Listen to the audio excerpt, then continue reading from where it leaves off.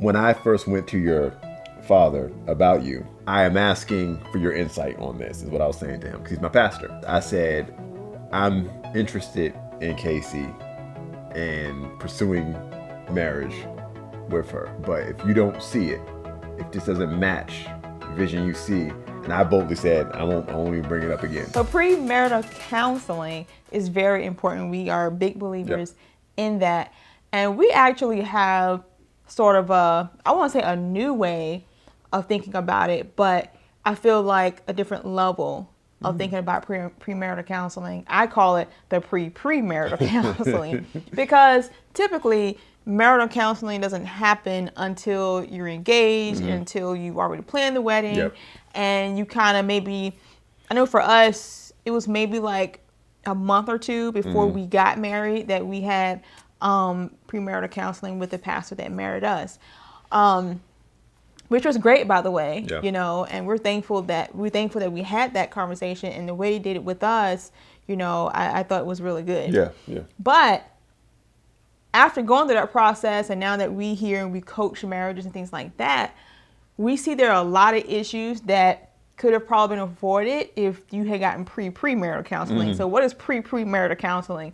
It's the oversight you receive before you even get to the point where you want to marry this person. And the reason why I say that is because usually by the time you get to the typical premarital counseling stage of your relationship, you've already invested so much into it. Most people have their wedding planned already. Invitation's been sent out. You are emotionally invested, financially invested. You're just all in, and you are determined this is the person I'm marrying.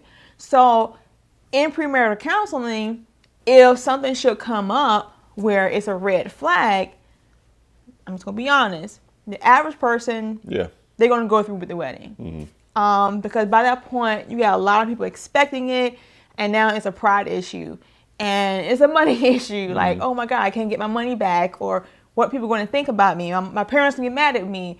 I put so much time in this, so we're not willing to sacrifice that for the sake of having a good marriage.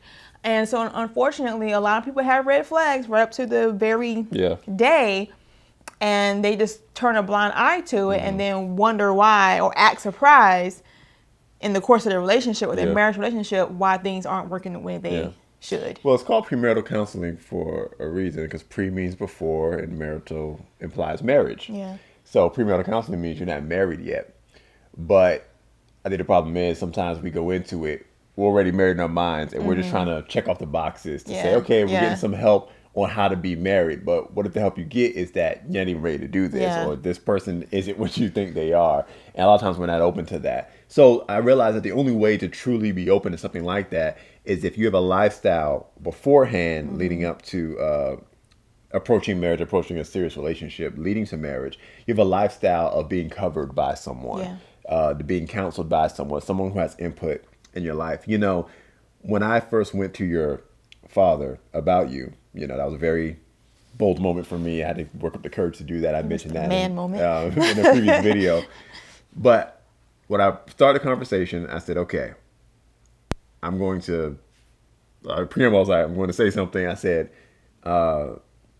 but I am asking for your insight on this, is what I was saying to him, because he's my pastor. That's why it made it extra scary.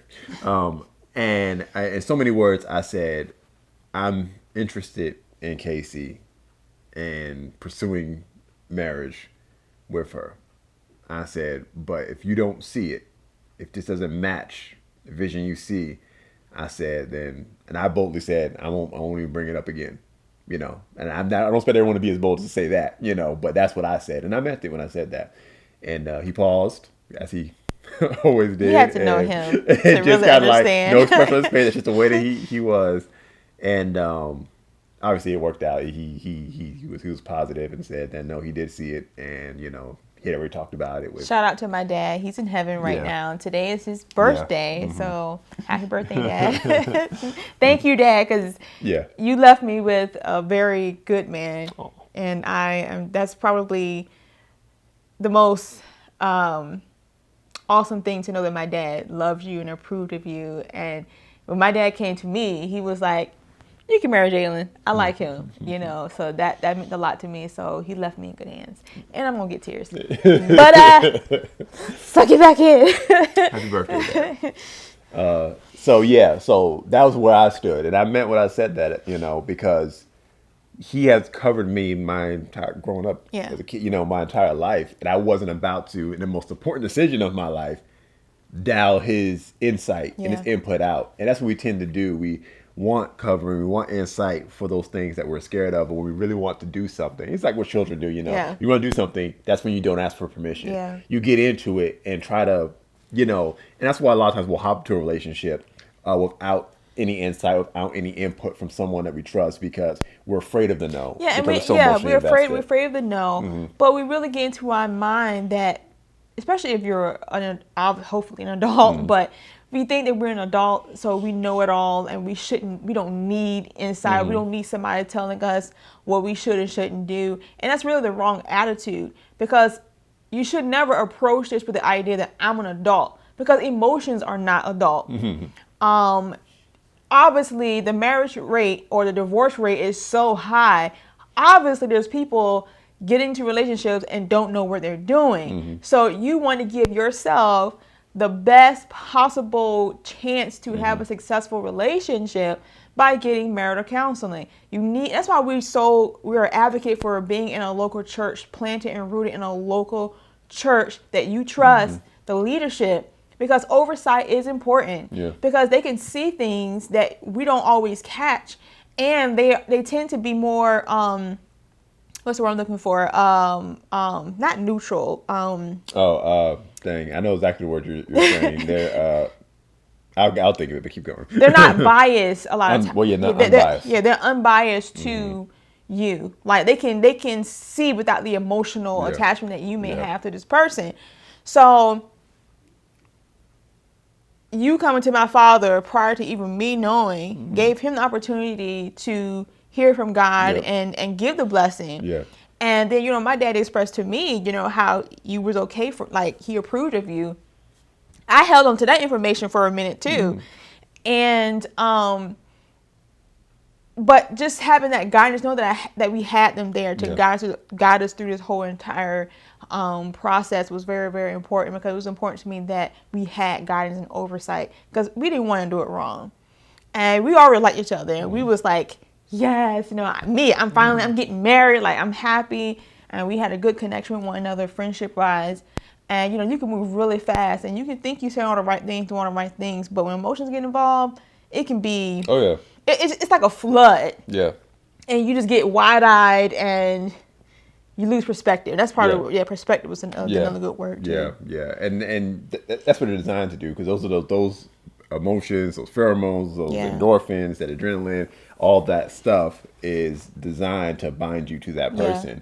But that's why you got to have a neutral party who can look at it and say, okay, these are just feelings and emotions. This is going to destroy you, or this is good. And help you to ask the hard questions. You know, when we did our premarital counsel with our pastor that married us, our father didn't. Oh, my father didn't marry us because he walked me down the aisle. Our covering church, it's a thing. Our covering church pastor, Pastor Phil Privet, he married us. We call him our grandfather, our spiritual grandfather. But anyway, he married us, so we had counseling with him. But we had a whole questionnaire that we had to fill out separately from each other. Without sharing it with each other, Without sharing information with each other. And we had to answer honestly those questions. And they were detailed questions from, do you believe in tithing and giving? Do you believe in disciplining children? How many children do you want? Do you have family members that... it was real good. It was like, how do y'all feel about working? Do you feel like the wife should or shouldn't work outside the home? And it's good questions, because it's you'll find out your philosophy. It was like 3 or 4 pages of questions that we had to answer. And it was really like, whoa, okay. I mean, we talked about a lot of stuff, but there was stuff in there that we hadn't really talked about. Thankfully, I think we passed. You know, we had... And we passed the test, but it still was like, it really brought us to light and say, hey, there's some things that we need to still discuss and talk about. And we actually use a very similar template ourselves now when we deal with couples, because you'd be surprised of people go into relationships not even knowing these things. Yeah, and it's not that we don't even think of the question sometimes. We don't want to know. Yeah, that's true. That's just, you don't want to know. That's true. Because it might ruin the good feelings. Yeah. And you're so emotionally invested. And that's the purpose of having that oversight. And, anything worth doing, and that's a new learned skill, marriage is a skill, yes. Requires a good coach. Mm-hmm. It requires good insight. And marriages, for some reason, relationships in general, it's just the one thing where we have this philosophy in the world of, just follow your heart and do what you feel. That's stupid. It is. If you follow your heart and do what you feel, and when you want to be in the NBA, you never make it to the NBA. You follow your heart and do what you feel, and you were in law school, you never passed the bar. If you followed your heart and did what you feel, then you want to get into politics, you never get elected to anything. Anything that's worth doing that requires skill and that requires hard work, we understand that there's people who've done it before us, who've done it successfully, and we follow their insight so that we can also be successful at it. Yeah. But we come to relationships and want to do it our way and reinvent the wheel as if there aren't people who have already done it successfully that we could follow their patterns. And that's why you want that good insight. And so if you're getting premarital counseling, get it from someone who's got proof of that, a spiritual leader who has proof of that. And it'll lead you in the right direction. Does that mean that your marriage is 100% foolproof, never fail? No. I'll say this. What got you there is what could keep you. So that's why you need continual coaching all throughout your marriage. Don't let it stop right there. If it was good for you to help you get married, keep it up to stay married. So no, it's not a foolproof thing that just means that, okay, you'll make it 100%. But it is something that I believe could weed out a lot of marriages that maybe shouldn't have ever happened in the first place. Yeah. And can also get you thinking in the line of things, okay, these conversations we need to have. These things we need to talk about. These things we need to focus on as we go in. Because if you find that there are discrepancies, it doesn't mean that y'all can't be together. But if you do get married, these are things going to have to be tackled. And, it's going to come up at some point. Yeah. Like, you're not going to be able to avoid those things at all. And if you don't build, and I'm just going to just put this in, this is a freebie, like my mom says, this is a freebie. If there's anything that I would encourage people who are interested in getting married is learn how to communicate with each other as best as possible. Your communication skills will develop over time. You will learn each other, as you're together longer, but learn how to communicate. And I think the reason why that questionnaire was made the way it was to cause us to communicate. Once we found out the answers or reveal like what you said, what I said, it caused us to communicate about things that we really was avoiding or didn't know we needed to communicate about. Make you pause. So you need to have those conversations because they will come up at some point. And if you don't feel comfortable now talking about them, you're not going to feel comfortable later talking about them. So if it's hard talking about finances now and you're not even married, it's going to be even harder once you are married to talk about those things. Think about the things that you may not even want to reveal about yourself. Turn that into the form of a question and see where that goes. Because again, it's like, well, that's kind of deep. That's really personal. This is going to be your life partner. I'm about to say, this is going to be your best friend. All the way personal. Like, you got to think about this. You're going to sleep with this man. You're going to have sexual relations. How much intimate or deep can you be with a person that see you naked all the time? Like, they're going to be honest with you. Like, why do we feel like we should keep secrets and hold stuff back? Like, you do not want to do that. Like, you got to have a naked marriage in every form and sense. That's a whole nother video. But I'm just saying, just be honest with one another. Be open.